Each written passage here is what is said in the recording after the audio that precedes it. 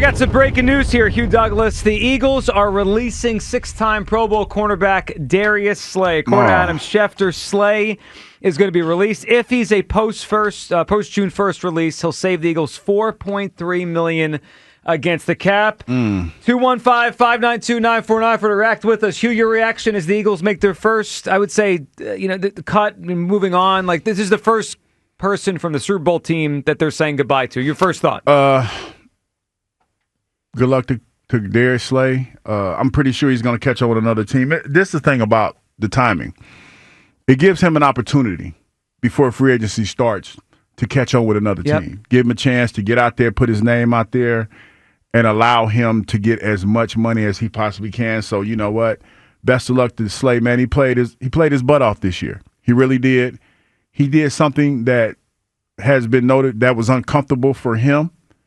And I commend him for that, because a lot of guys, when they get a certain age, man, they don't want to tackle.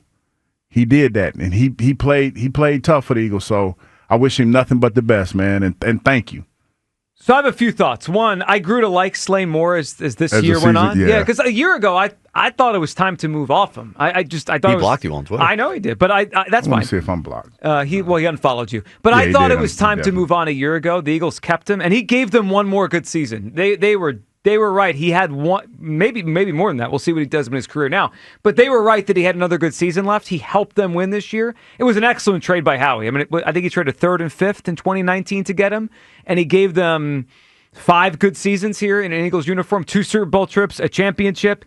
So that's my first thought, is that they were right, and he had more left in the tank than I thought. He probably has another year left. We'll see where he goes and how he plays.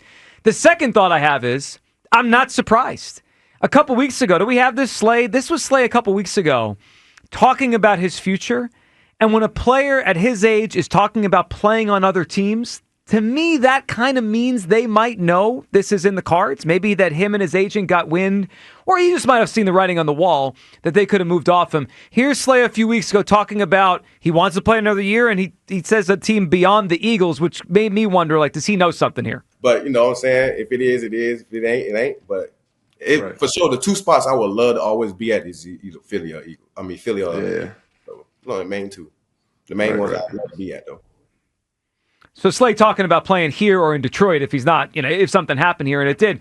And the last thought I had is, I wonder if this means they think Cooper DeJean can play on the outside. I mean, we got used to, and he played really well. He was a slot corner, and that's where he found his niche. Mm-hmm. But when they drafted him, no one said he's only a slot. Remember, all the conversation was, well, he could play some safety, he could play some inside, he could play some outside. If they think he's an outside corner, then it didn't make any sense to keep Darius Slay, right? You draft him, he played well, he's on a rookie contract. So I think this is as much about Quinyon and Cooper as it is Slay, because Hugh, he could still play. He can, and that's what it's about, because you want the young guys to grow. And unfortunately for him, he's a little bit older, makes a lot of money, and you want to see what some of these young guys have. Well, the other part that is interesting is it saves them $4.3 million against the cap, which as we go into free agency next week, and this is part of the discussion we had today about freeing up money and what they should do to free up money, 4.3 is a good chunk of money to re-sign a Zach Bond, let's say. I mean, if we think Zach Bond's going to make $15 million a year, they just got a quarter of that money for Bond next year, potentially, by releasing Darius Slay. So Slay released by the Eagles post-June 1st designation, according to Adam Schefter. 215-592-9494. You think he's going to Detroit? Seemed like that's what he said. Detroit needs defensive linemen. But they could always use another corner. Yeah, they can always use another corner. Yeah, he probably will. I mean, if they want him, that seems like where he'd want to go back and end his career. Yeah. Which means we're going to see Slay again, which I think adds to the idea that could be the first game of the season. To me, that adds a little extra juice to that game if Darius Slay's on the other side after getting cut by the Eagles. Your reaction, Slay cut by the Eagles. 215-592-9494. I'm not surprised, but it is, isn't it crazy that Bradbury outlasted him here? Bradbury's still on the roster, isn't he? For now. For now. No, I know for now. Yeah. But it's crazy. Well, I think that what you're trying to do, you're trimming the fat from different positions. And that's probably the biggest one.